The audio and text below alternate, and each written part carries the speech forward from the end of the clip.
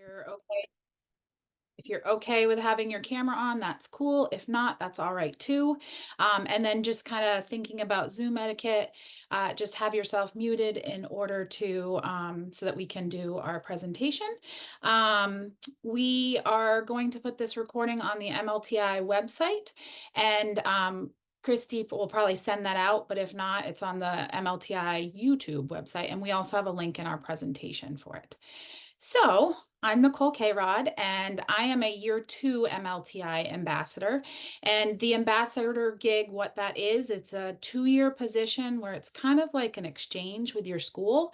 So after my 2 years is up next fall, I will jump back in my classroom as either or into my school as a science or math teacher at Mount Ararat Middle School. Jeff, how about you? Oh, thanks, Nicole. So, yeah, Jeff Ireland, I am a year 1 ambassador. So I'm on the first year of my 2-year stint with the program, which means I was as recently as June in the classroom teaching math and science at the middle school level. And every time I say that I was in the classroom as recently as June, I stop and think, that's a long time ago. We're here in January. Supposed to sound like I was just around the corner, but yeah, it's been a while since June. But I'm loving every minute of it. Getting to work with folks in the field, and to kind of tack on to what Christy was saying, how much we appreciate you guys being here at 3:30 on a Thursday afternoon after icy conditions, a shortened day, and weather coming tomorrow. I can only imagine what schools were like. So thanks for being here. We appreciate it. Awesome. And I'm going to go ahead and start sharing my screen, and hopefully you are seeing my presentation. I'm going to hit present so you can see kind of the full thing. And here's Jeff and I's contact information. There is the QR code if you want that, but I'm also going to put the short link into the chat. What I'll tell you is the short link doesn't have a like you can't click on it. So I'm also going to put the really ugly long link so you can click on it in the chat. And so that's there so that you have our presentation.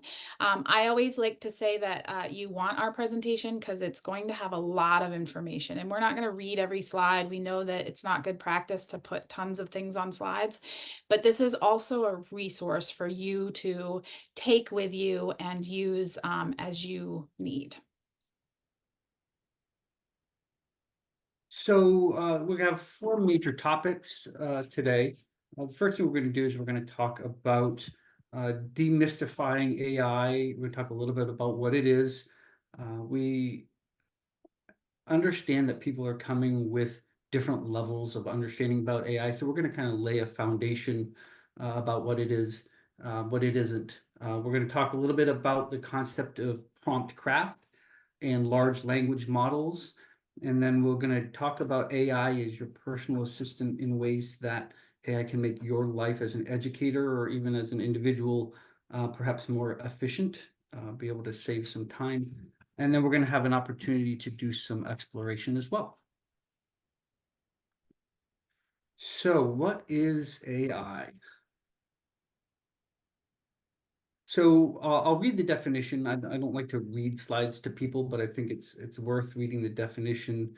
It stands for artificial intelligence, and it refers to the simulation of human intelligence processed by machines, particularly computer systems.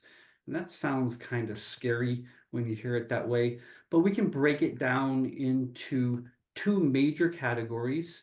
And the first category is what we call predictive AI. A lot of this you probably have experienced already.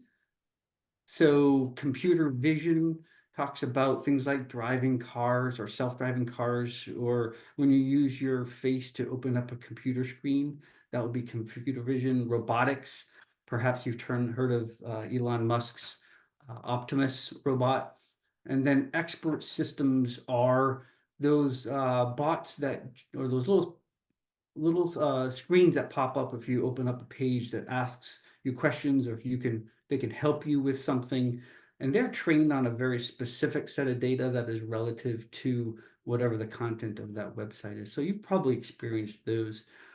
The next set or the next part of AI is what we call generative AI, and that tends to be the one that is got all the hype and all the buzz and everybody's attention nowadays.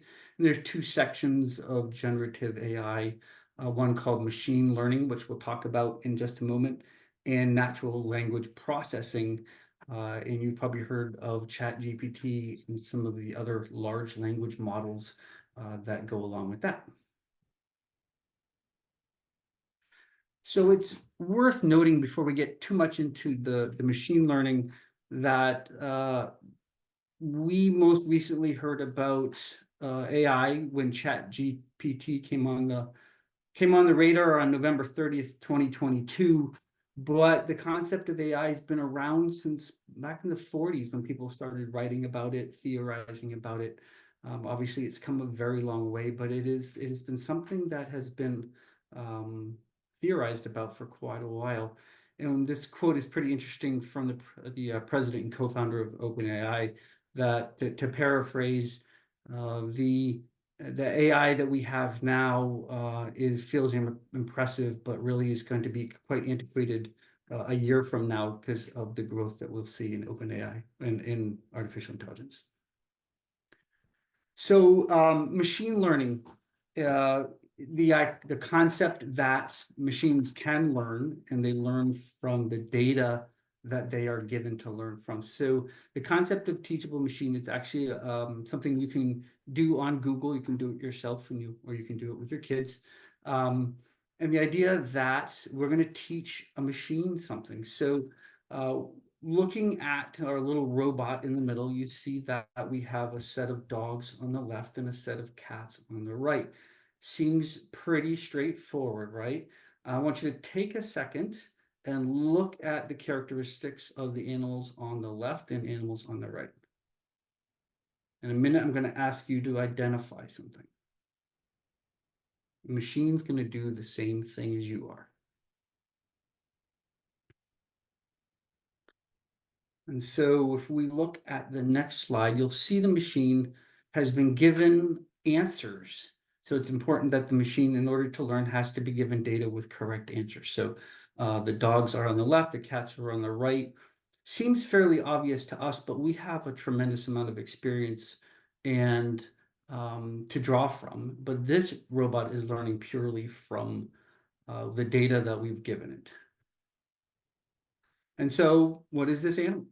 We can have people put answers into the chat, but my guess is that most of you will probably, even on a Thursday afternoon, be able to answer this question. What do people think? Probably a dog, right? Well, if we ask the machine, it's going to tell us. Oh, Yeah, machine's going to tell us it's a cat. And so why might that be? What is it about the data that we've given the teachable machine that would lend it to think or lead it to think that that is a cat? So anybody want to jump in and theorize that? Theorize why might that have picked that image to be a cat? We put it in the chat or yeah, right, Nicole. So the fact that the dog was sitting, if you look at the data that was given, all the dogs and the data are standing and all the cats are sitting. So the data, the machine will learn based on the data that it's given. And with such a small sample size, we would need a much larger sample size for the machine to learn and get that answer correctly. So that's just a brief, simple way to kind of examine teachable machines or machine learning. On the previous slide, you'll see that there was a set of links. If you look in the bottom left-hand corner, first of all, it's probably worth noting, anytime you see that little finger pointed towards the target, that means there's a link on the page somewhere.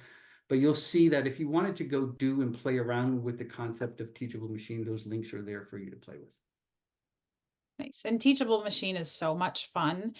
We just did a like PlayStation at the AI Summit that we just had, and we used, I'm gonna say it wrong, the Squishomallows. I told you I'm not cool. But we were holding them up and training the machine to recognize the different ones. And you can do a lot with your students with it. So it's a lot of fun.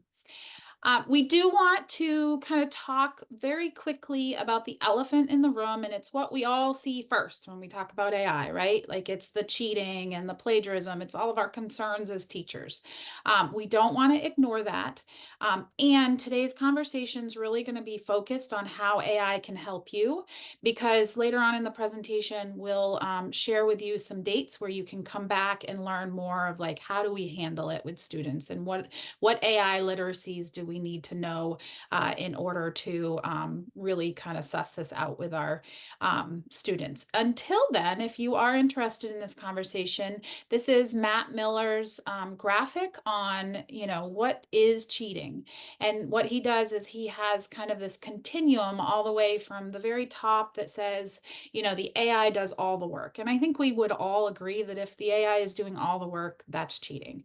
And then all the way to the bottom where it's all human. And as long as a parent's not doing it, right, the student's actually doing it, then we would probably all agree that that's not cheating. So is there a place somewhere in the middle that, we could agree with, and maybe it's you agreeing with your students or you're telling them what is expected of, is this a place where AI can help? And Matt Miller and Holly Clark, they are excellent resources, have a podcast that you can listen to them discussing this back and forth. So again, we didn't want to ignore this topic because we know it's on our brains and all of that, and you'll have to come back for more. So let's look at what AI can do for you. And in order to do that, we really have to know like AI prompt craft and large language models. And I put this in almost every one of my AI presentations because I really believe that as we go forward, we're always adding things to our plates as teachers. There's more, more, more. And so AI is going to give us the one thing that we always ask for, right? Every PD day, can we have time in our classrooms? We need more time. And I think AI is going to give us that time back. And hopefully throughout this presentation, you'll kind of see like, oh yeah, that could earn me some time back. That could earn me some time back. And that can do two things for educators, right? It can give us the more important things like being with the kids and working with the kids. But also as educators, we spend a lot of extra time outside of the classroom, and it can give us some of those human moments back, right? Which I am all for that. So prompt craft, this comes from, and I know my little picture is small, but the AI classroom, and then there's this here.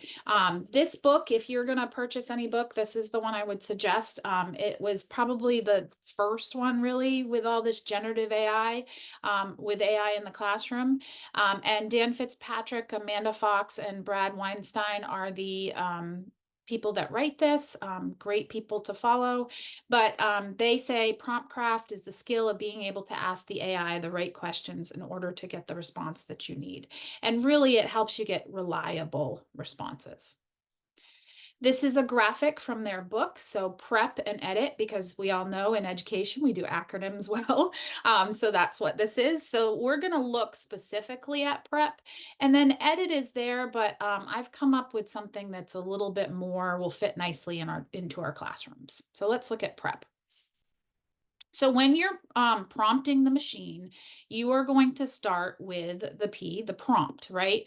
This is going to look like, create a risk assessment for a class trip to the theater, create a lesson around photosynthesis, or create a academic quiz about cells. That way, it's your outcome, right? So you could very easily say like, what was the date of World War II, right? And it will give you an answer. However, instead, think about what outcome it can get. What can it do for you? And so you'll see these all have like an outcome. So you want to start with the prompt. And then we're jumping into adding a role. And this can be more than one. It either said you can either say like you are this or you are an expert in there.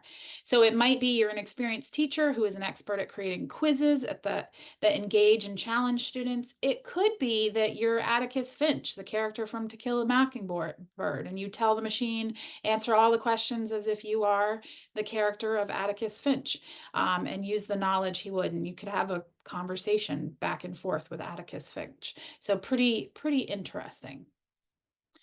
Then we're going to be a little bit more explicit and we're going to give it kind of some things like, what else do I want? So it might be, instead of just writing a quiz, I want 5 questions. I want it to use Bloom's taxonomy, or I want you to put it in a table, or including your standards, use NGSS standards. This last one, I like to point out that it says 14 years old, 14-year-olds instead of like, you know, 9th grade or 10th grade or whatever the grade that matches up with that. The more precise you are, the more specific you are, the better outcome you're going to get. And then this one is just, I feel like it's a continuation because he had to have certain words for prep. And so parameters add more to it. Again, the more specific you are. So here's some more like write this in 100 words with the reading age of 11 years old, or format this with headings. The tone, you could include that. So just adding exactly what you want into the prompt. And then I think, you know, you can, if you just put something into a large language model, you will get an output. The more details you add into that prompt, you're going to get better, reliable results. But then this is the part that I think is most important, not only for teachers, but especially for students. And it's what we need to be teaching our students, is we have to keep the human in the loop. And so the AI classroom uses edit. And I like to use human. So human means halt. So we're going to halt. And just before we even maybe plug in a prompt, we're going to say, is this something that you want to use AI for? You know, I had some sessions that I did, and right after them, someone sent out an email to like congratulate a music teacher on the the performance they had. And the person knew me and they were like, I really think this is like AI. And yeah, you're probably right. And me looking at it, because I've had a lot of experience with this, I was like, the person had to put a lot into the prompt in order to get those results.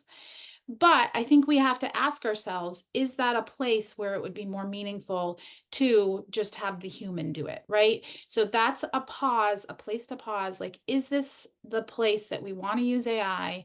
And then if it is your outcome appropriate for the task? And is it an ethical use?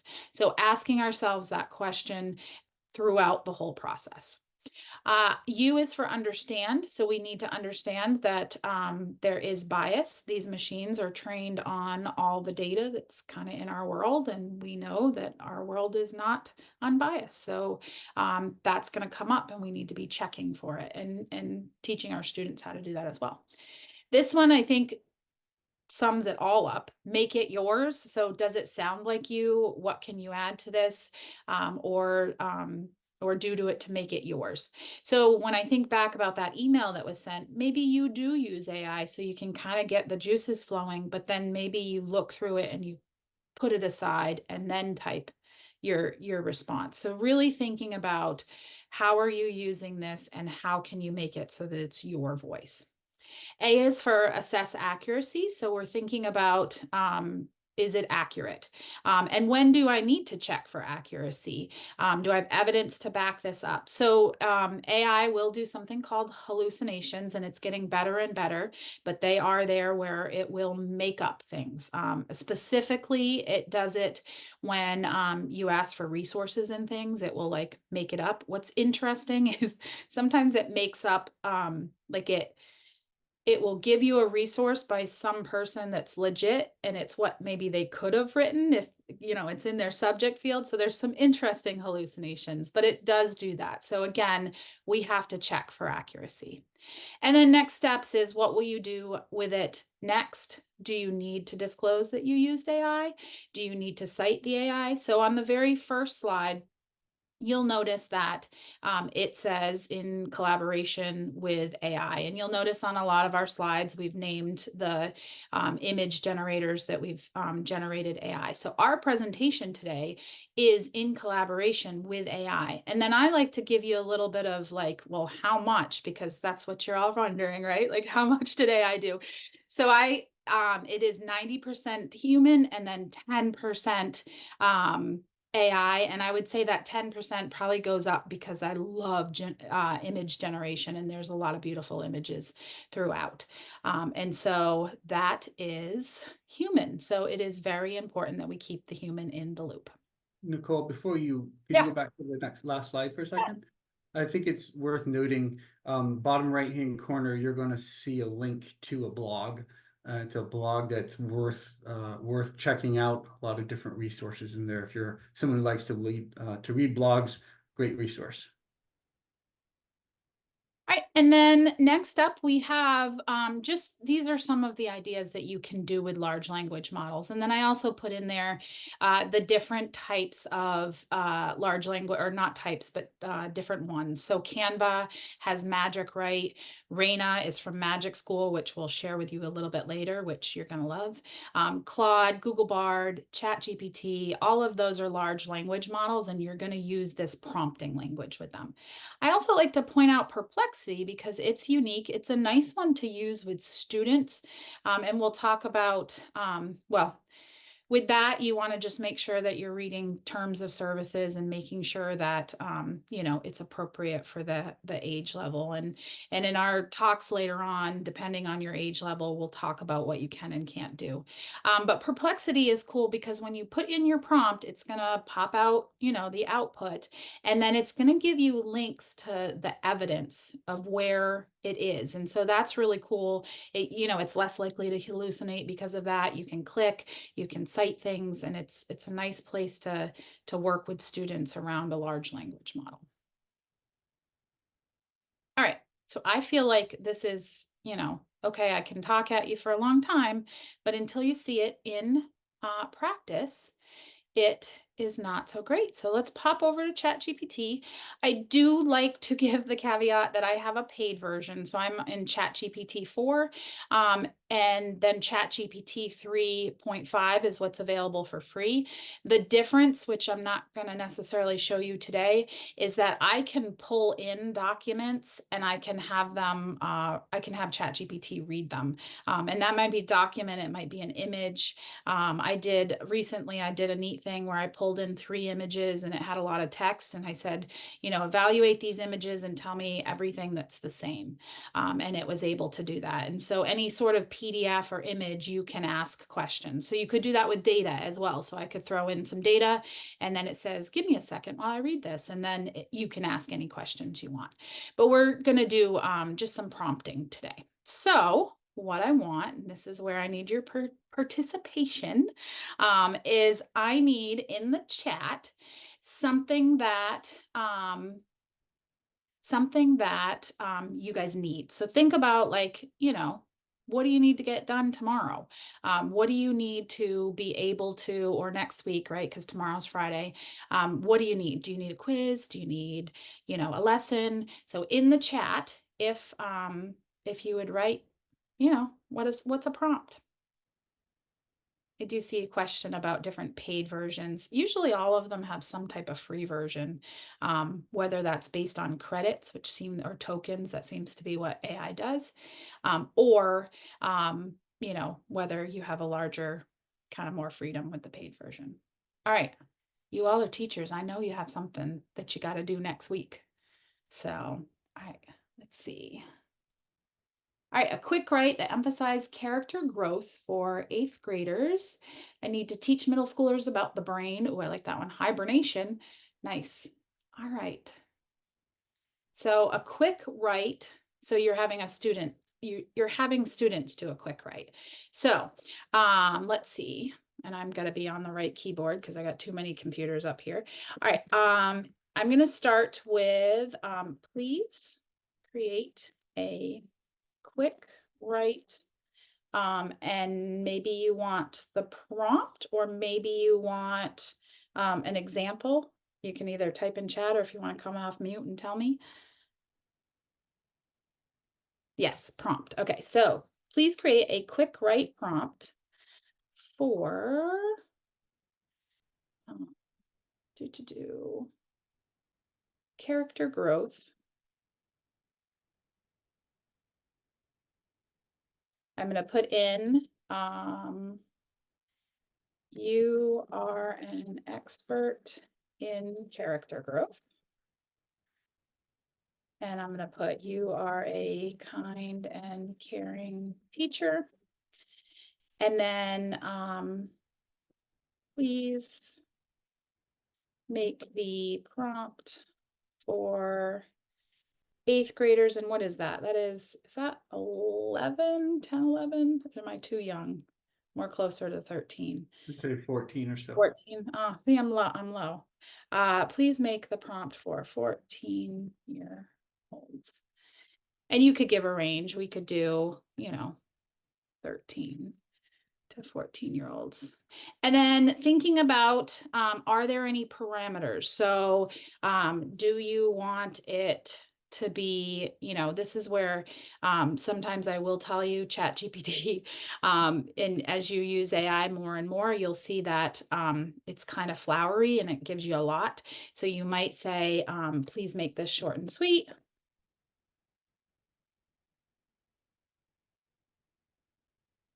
I'm seeing more in the chat. What do we've got? Creative idea to evaluate students. Okay.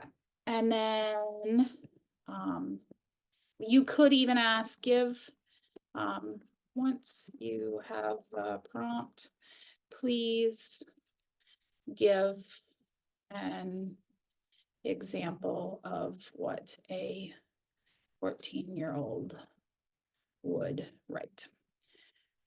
So we're going to hit enter and then here we go. And it's quick, right? And I want you, as this is like kind of popping up, I want you to remember that human piece, and I'm going to try to make it a little bit bigger once it stops generating. But you wouldn't want and done it, right? This is not just like, okay, cool, I get to go do this right now. Like it's not that, last minute thing. It is, you have to kind of read through and say, do you want this? Is this something that you want to use?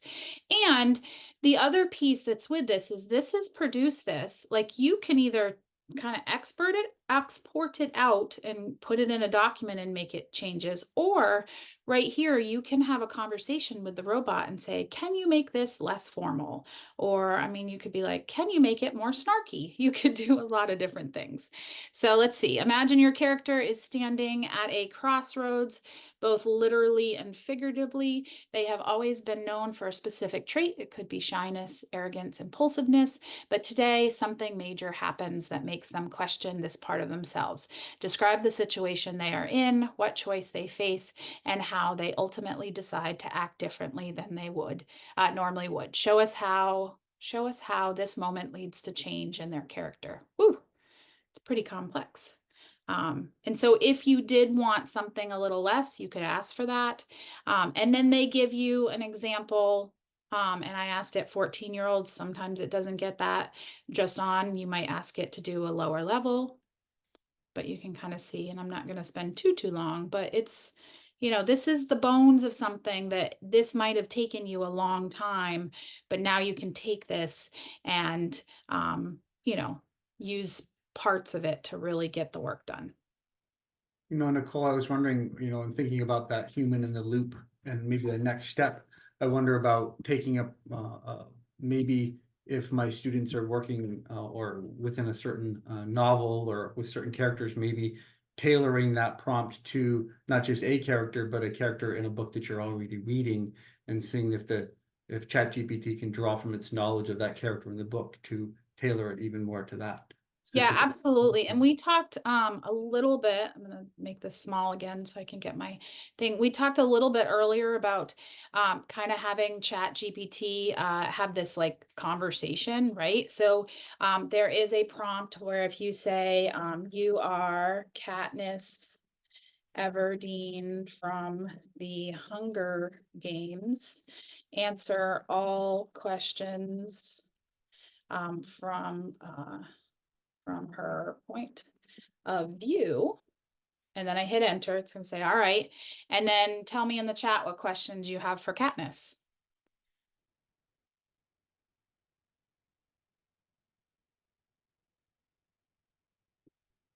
Anybody have a, what is District 12 like? What is District 12? And then it's going to go on based on knowledge from the book, right? District 12 is one of the poorest districts in Pan Am, known primarily for coal mining. It's where I grew up. The district is divided into two main parts, the Seam and the Merchant area. So you can kind of see that, like with this, you could have your kids, like maybe they've read that book, right?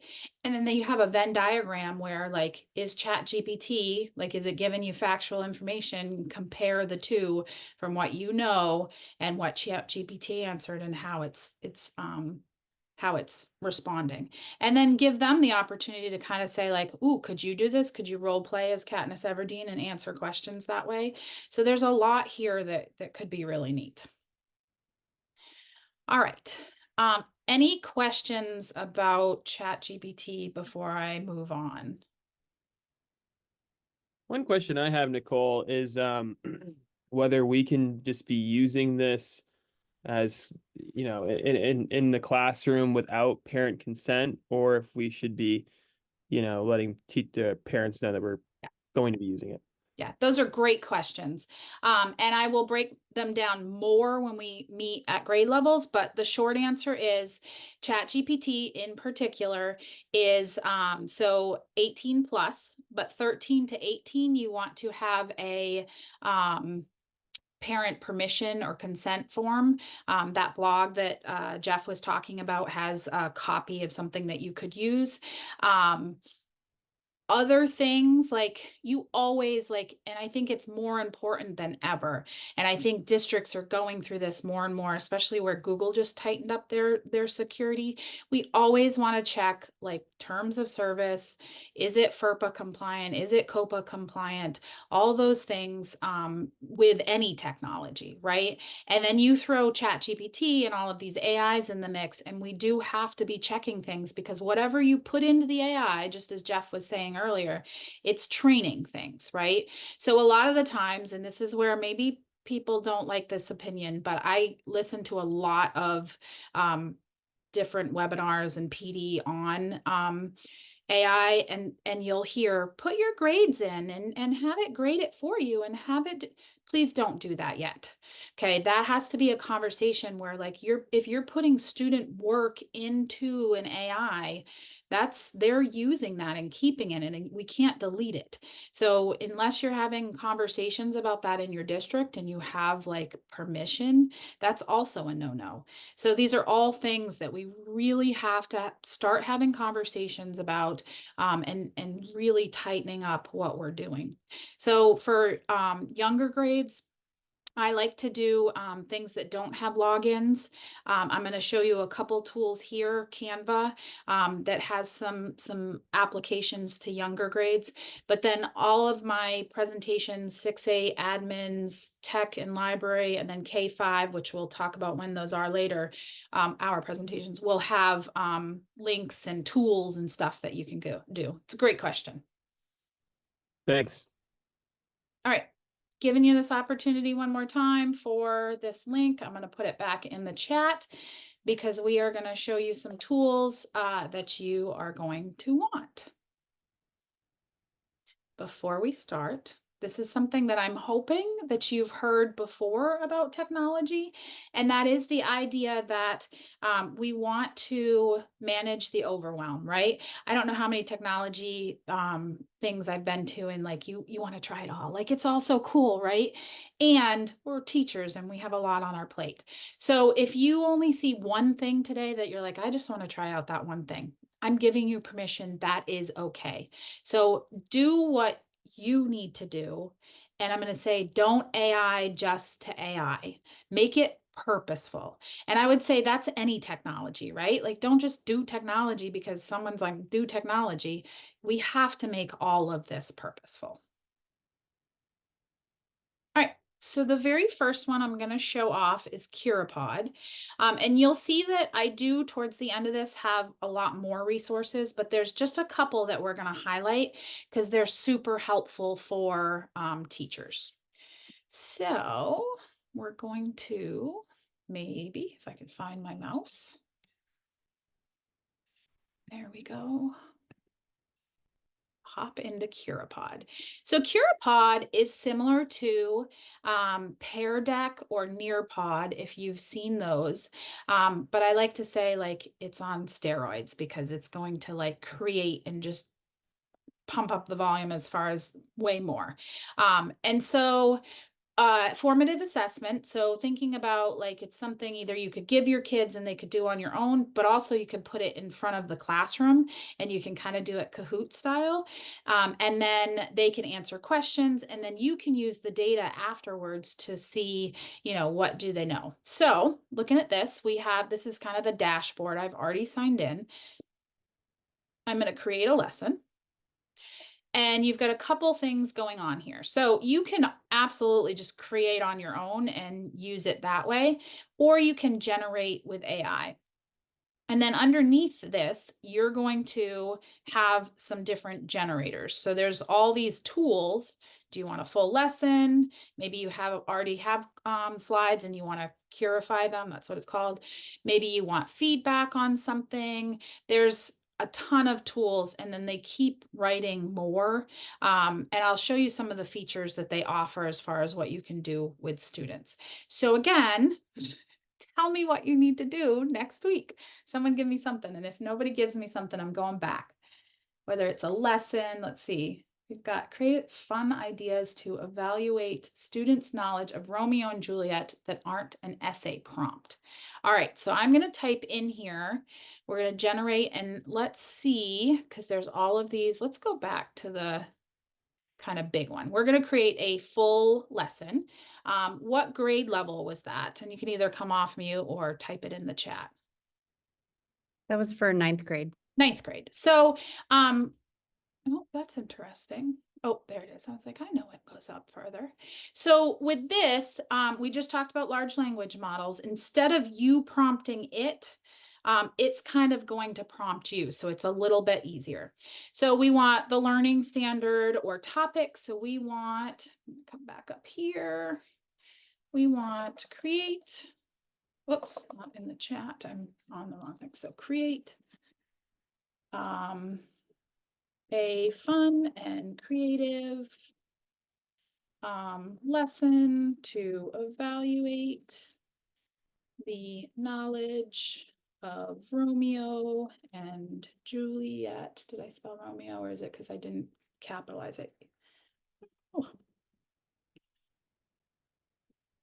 I didn't capitalize it. And Juliet.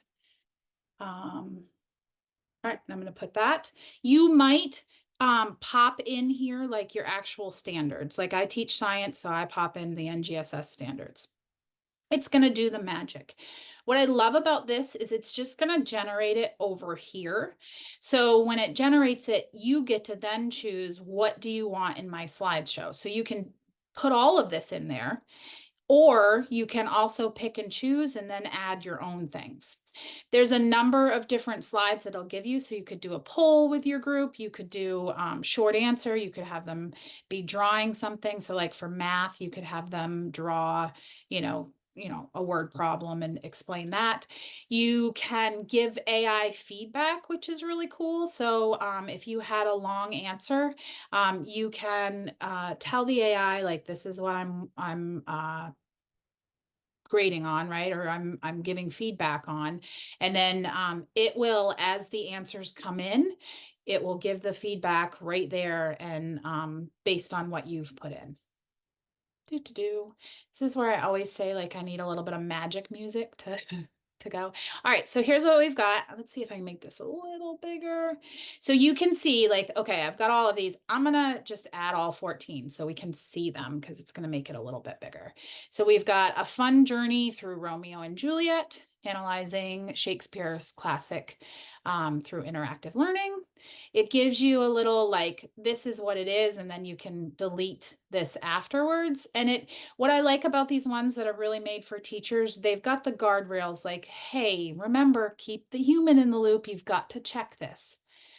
So standards covered, purpose. And again, you can make all of this your own. So you've got kind of your slide deck. Here's your first thing. So which of the following is not an activity mentioned for evaluating students? So I might have actually changed up my prompt because it's looking more, and this is where prompting matters.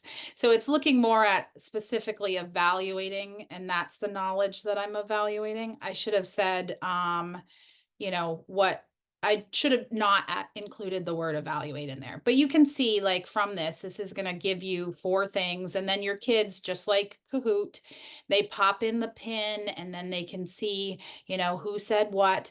You can do something neat where you have kids, actually vote like on the answers for different things. You can have informational slides. So here's like some more information about Romeo and Juliet, interactive quiz. So you're explaining the rules of that.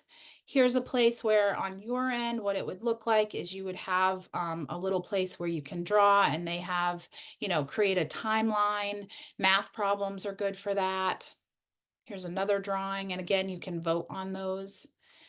You can change up all the colors and everything like that. We've got a role play here. And then again, another place where we've got our poll. Let's see if there's anything. You can put different videos and things like that in. So it's really an enhanced slide deck that you are having the AI help you to create. Are there any questions about Curipod or anything else that you would like to see with Curipod? All right, we will pop back into, oh, nope. I will pop back into my Canva presentation that I just closed out of. All of these links are on the slide deck. So you can click on all of these different things. And so like Curipod, if you click on this, it's there.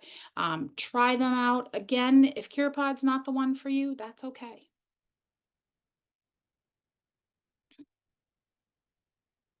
So if Curipod is not the one for you, then Magic School might likely be. This is one of my favorite AI tools.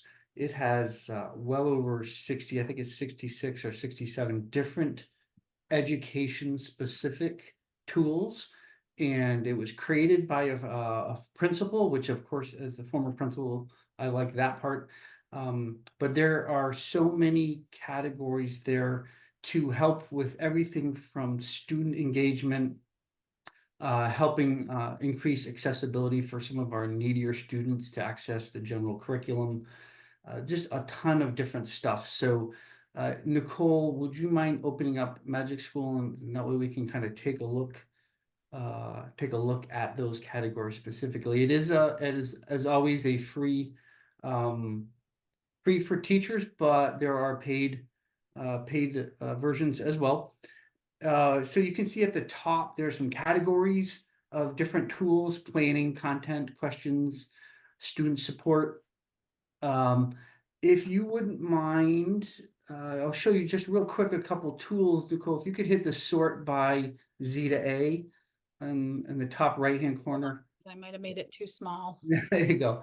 So you got the sort by. If you hit Z to A, I can take you to a couple of my favorites. One is if you show YouTube videos, which I know a lot of our teachers do, you've got a YouTube video summarizer. So you just pop your YouTube link in there, and then you also have the ability to pop in the link of the video that you're showing, and it can create questions for you.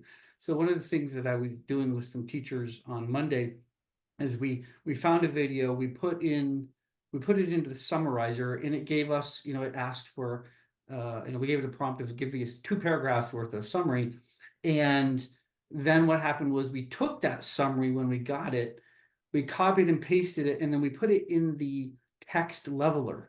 So we can, we may get content, but that might not be accessible for some of our students. So we paste it into the text leveler, and we were able to put it at maybe a second or third grade reading level. Whatever your student in particular might be needing to access whatever that summary was. So those are just a few of the accessibility tools that are there. The text rewriter, it's just, there's a ton of stuff there to help needy students access the general curriculum, whether it be through special ed or within your regular ed content class. But so that we could spend just hours going through this. But one of the things that we're gonna do, we're gonna have a little fun. We're gonna play with the song generator.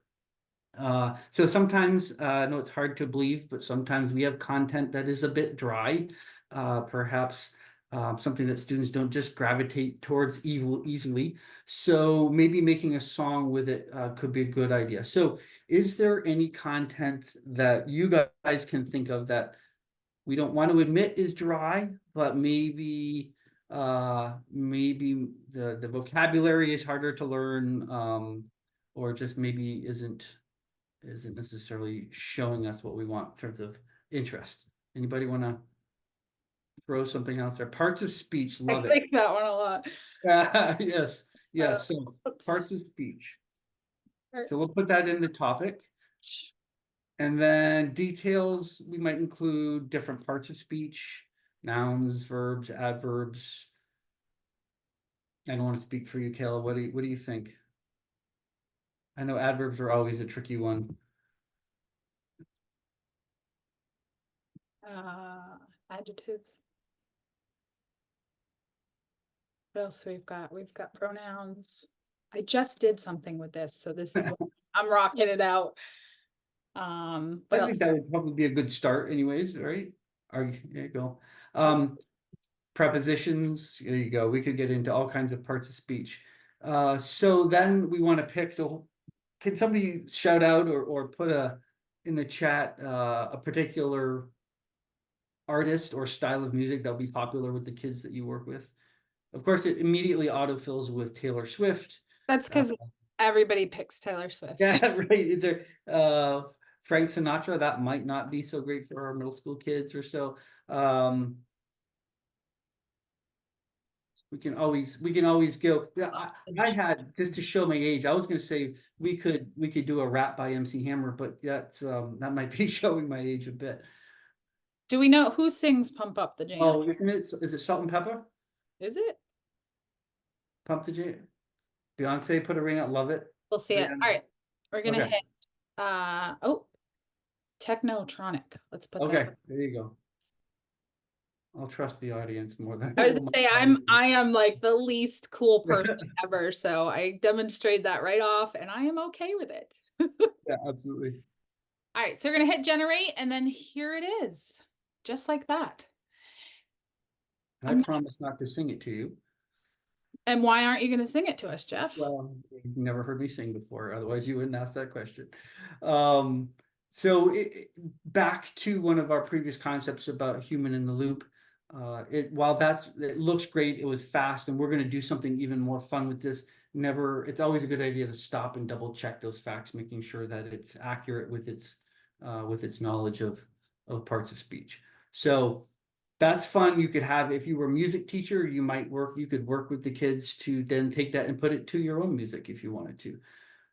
So now what we're going to do is we're going to do what's called an app smash. We're going to take the content generated by Magic School, and we're going to put it into another app called Suno, which is one that Nicole showed me. And Nicole, I'll let you kind of walk through, but it's the ability to take text and then put it to music. Okay, so we can do a couple things with this app. You can have a song description. So I could put in there, write a song, like a country song about photosynthesis, and it will pop up different things. And you can kind of see from over here different things we've done. But I want to take our lyrics that we had. One warning I will give you is that it was a long song. So like it may not give all of the pieces, and we're just going to hit generate. But you would go through and kind of make that. Right now, this technology technology. I think it gives you about 1:20. It runs on credits, so it's free. You get 100 credits. I think you get 50 credits every day, and I think they accumulate up to 100. It's interesting because I've never run out yet, knock on wood, even with doing this. And then this one, instead of having that, that specific artist, you can put something in like techno and do it. Then again, we've got like, I need like the Jeopardy music, but like magic music while it comes up and things like that. And as this is doing it, I'm like hoping really hard that my music and my speakers are all good because they have been off today. So we're gonna fingers crossed. If not, I'll share the link in the chat and you guys can kind of click on it. But Well, you mentioned, yeah. I was say you mentioned that it might be too long. So a great way, once like with Chat GPT, when Magic School gives you that original output, if it looks too long, give it or add on to that prompt and say, can you do this in 3 verses or 2 stanzas, or wherever you can have it adjust that length by giving it more information. Yeah.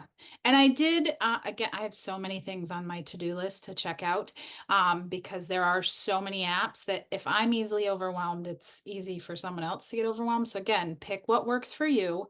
There was a video about how you can, generate part of it, generate another part, and then put it together. And I just have to watch it and figure out how. So that's something that you could search on YouTube, and it's out there. People are doing those things. So definitely worth it. All right. Are we ready? I'm fingers crossed. You can hear it. Can you hear it? No. Oh, all right. We're going to try. I'm going to play just for a second. And then if I can't do this, let's see. Test speakers.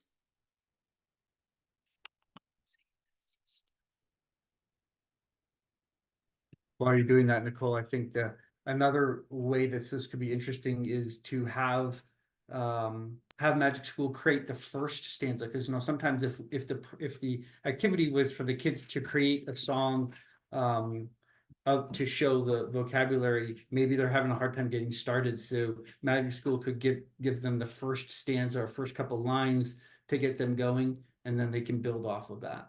Yeah. We're going to try one more time. And if not, no. No. Can you guys hear it now? Okay. All right. Then I'm going to go like this, and we're going to find my chat, and we're going to throw the link in the chat so you guys can hear it. And then what we will do is give you kind of a little bit just to hear it.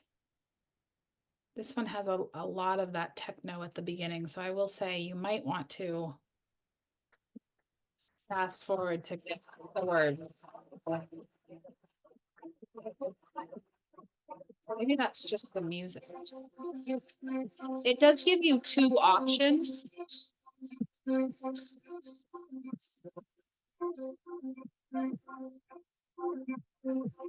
not hearing any lyrics. I'm not hearing any lyrics. There Maybe it this is Uno's way of saying we shouldn't be putting parts of speech to techno. So and I'll give you this one too. This one, I've never put techno in there before, but they give you 2 versions, and it looks like the first one, it's a ways in before they start singing. So, but the second one, it's still a little bit ways in, but you can hear it. Does anybody have any questions about any of that? I would love to know how many of you are like immersed in the tools in the background. I love that. That's so me during a PD where I'm like, whoa, this is cool. I hope that's the case. And I hope these are things that are going to help. Yeah, it looks like 52 seconds on the first. So it might be something that you regenerate, or it might be like maybe you don't choose techno.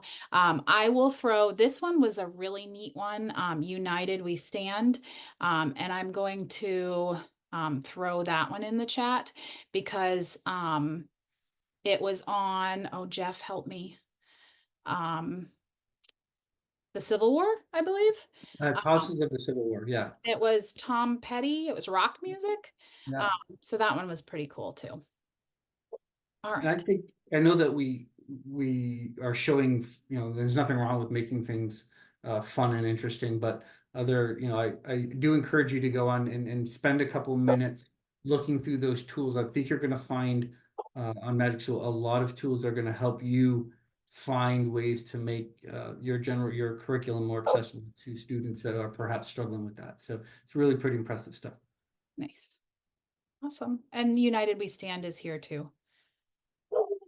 All right, so then sometimes we have AI incorporated into some of the stuff that we have already used. So quizzes is an example of that. If some of you guys use quizzes, you can find that they've done some stuff where you can just tell it like I need a quiz on this and it'll pop up. You can do quizzes from YouTube. So there's some cool resources on that. Conquer, I don't know if anybody uses Mote, which is the way to give verbal feedback, but Conquer and Mote are the same company. And so that's another place where you can kind of administer quizzes from Conquer and you can export them out, or you can do it right there in Conquer and have it gather the information. Hopefully you're not hearing my dog in the background. I don't know how many times I told my husband, I was like, and then Question Well is similar with quizzes using AI. And then what's cool about this is you can export and generate Kahoot or Gimkit or Blookit, all those games that we like to use in our classrooms. And so just some kind of neat things to check out. And then we have my favorite. So the AI generated art. So this is, again, kind of some thoughts around prompting. When we do text to image, you want to still think about the way that you're prompting, but you don't necessarily have to give it as much information as the large language model. But as you can see, when I asked to give it a robotic feeling versus just a robot version, it put a robot in there. So thinking about your language and what you're putting in there.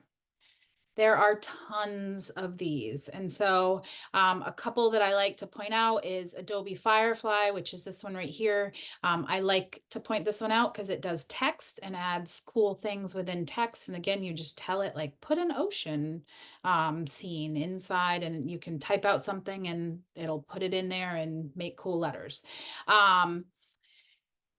Adobe Firefly also, they have, when we start thinking about guide rails and the things that are ethical use and all of that, they do a nice job of making sure that there is a something on every one of their photos that says this is AI generated, which is drastically needed. We have Scribble Diffusion, which is cool.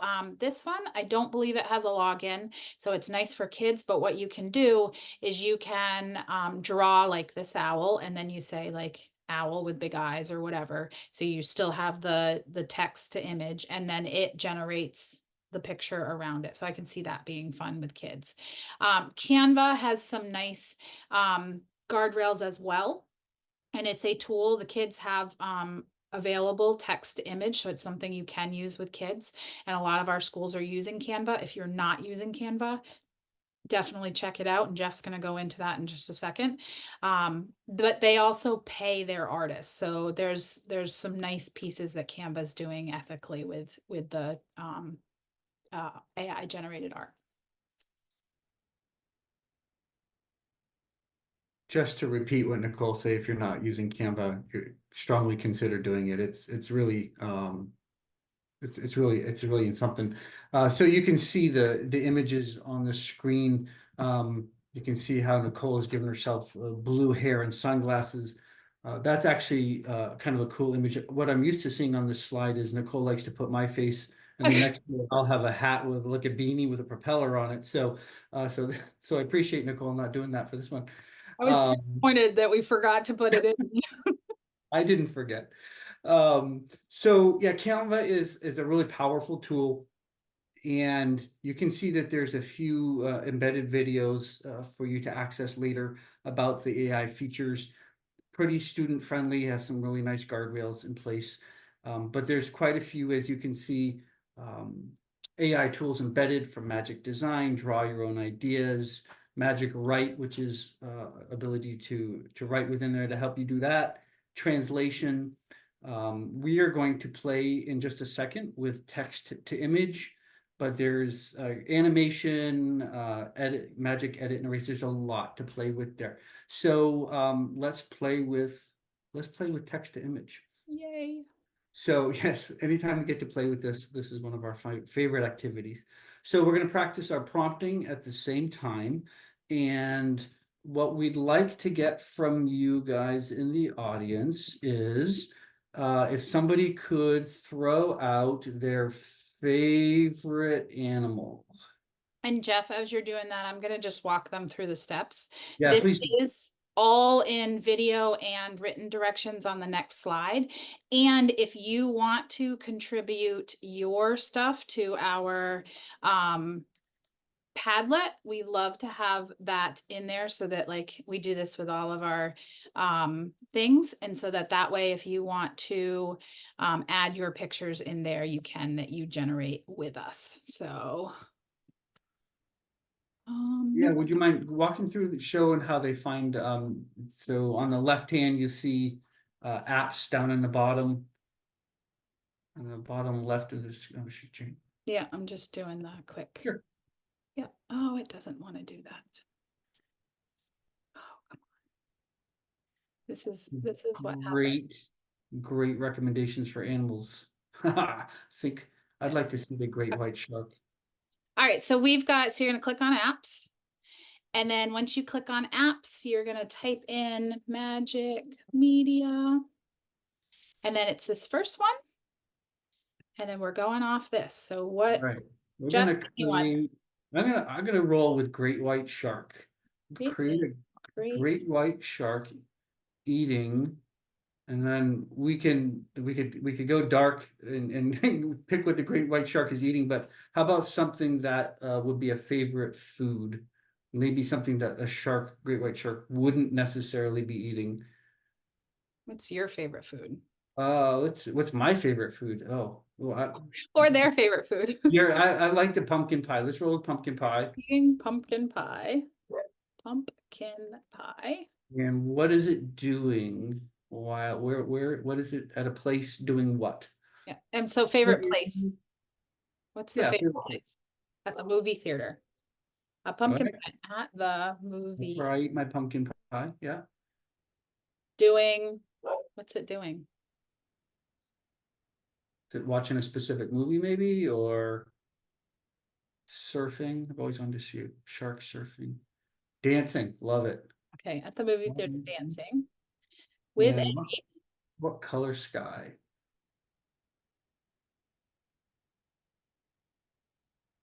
What galaxy sky? we'll go with it. That's Good answers. all right. Usually we get lobsters eating pizza with a purple sky. We almost always get some kind of version Yeah, of that. purple is always so. All right.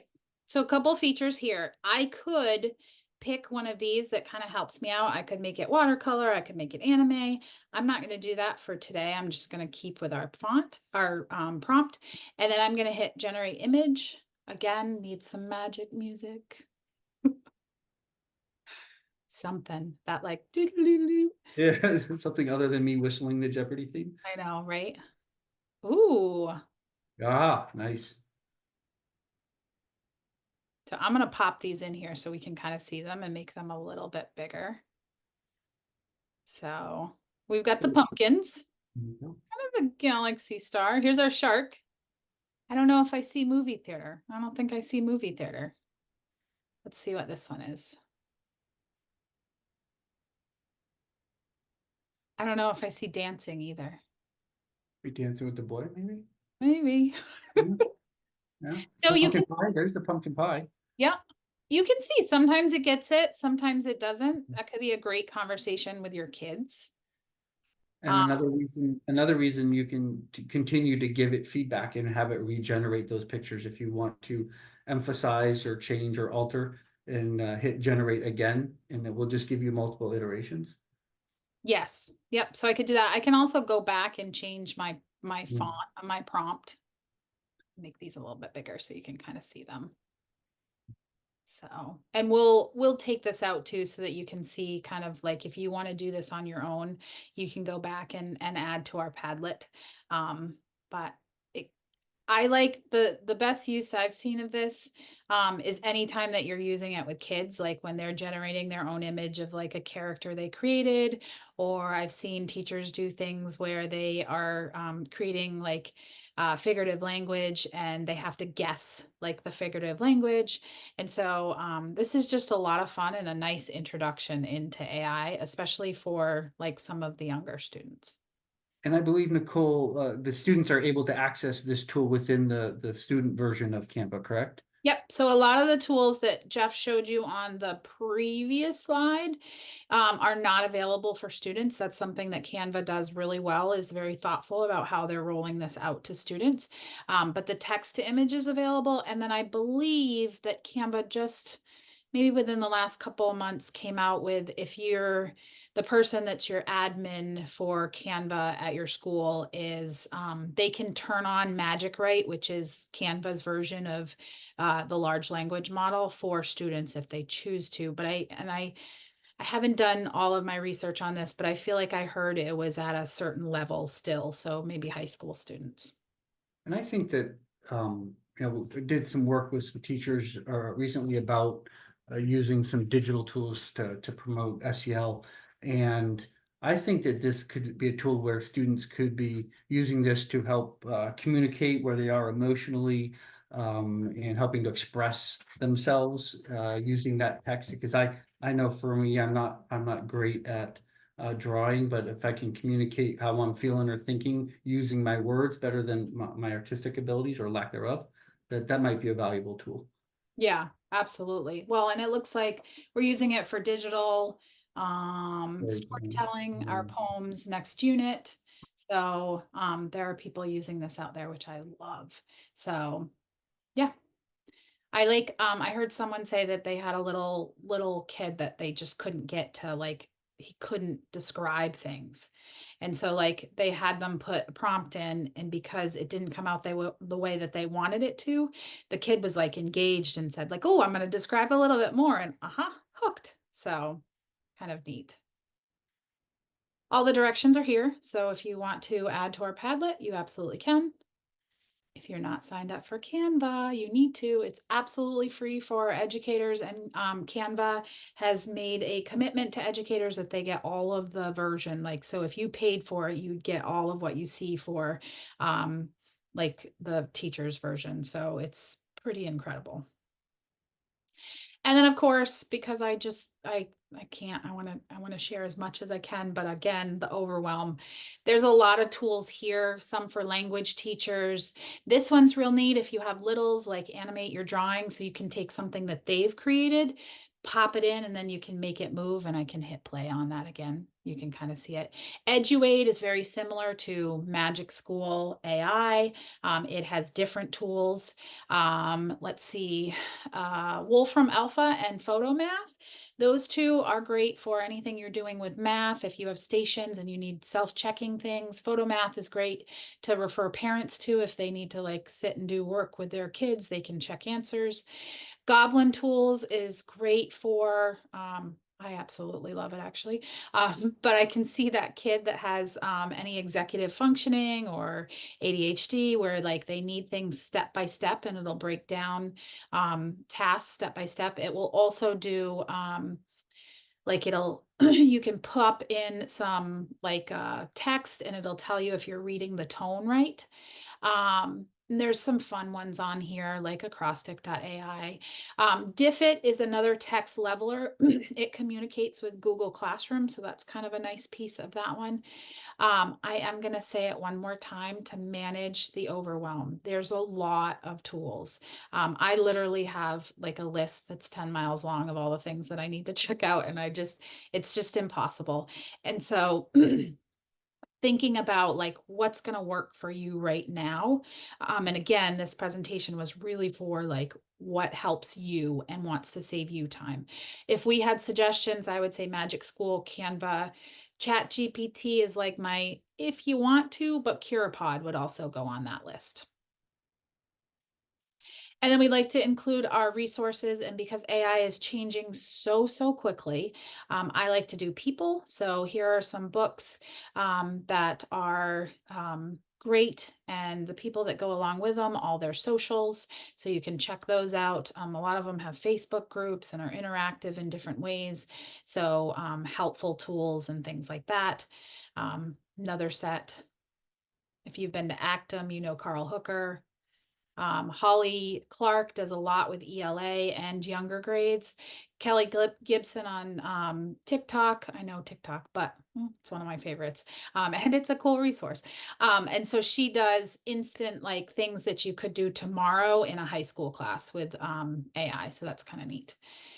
And then this is the piece where we really hope that you'll come back and chat with us. So on the 21st, we're going to kind of focus on building district and leadership and thinking again, like, okay, what are these tools and how do we leverage them? And also looking at maybe some of the guidance that should in the conversations. Because Jeff and I are teachers, we really focus on that piece that you all need to be trained. It's so, so important. And so just know that that's what we're telling your administrators, that you need the professional development around this to help you move forward in your classrooms. On the 28th, we're working with library media specialists and tech integrators, and we'll actually bring in one of our colleagues, G, who is a media specialist, and she'll help us do some doing a presentation around tips on partnering with educators and AI integration. And then we'll focus on 6-8 with, how to enhance teaching and learning, but also like that AI literacy piece of like, how do we deal with that cheating and plagiarism with our students? And then we'll look at K-5 and kind of, yes, time-saving tools for you, but also like, what do I do with my K-5 kids? This is your credit hour. And I thought I was ready, but I wasn't. So give me a second because I will pop this in. I'm gonna, go back. I'm gonna pop it in the chat as soon as I can copy and paste.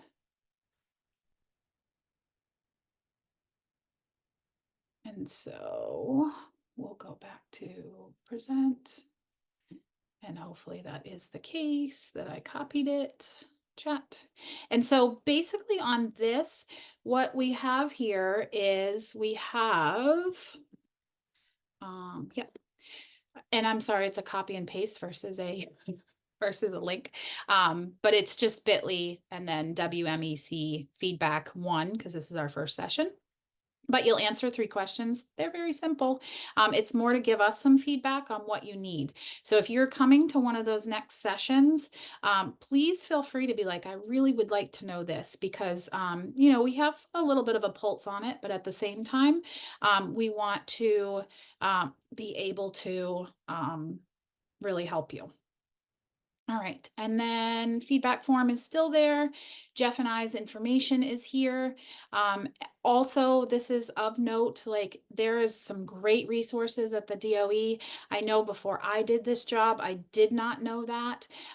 We, the MLTI ambassadors, have a podcast that as you're going to work in the morning, check it out. It's good.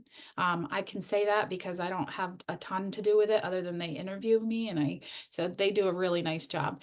The MLTI YouTube channel where this recording will go is there for you. You can watch videos and get certification hours, definitely worth it. Follow Facebook because the MLTI and Learning Through Technology team has a page where we put out things. There's a big grant coming out that's like really worth it. And then we also are on, I gotta say Twitter, not X, but we're there. So all of that is there for you. And I'm going to stop the share, and I am going to stop the recording, and what we'll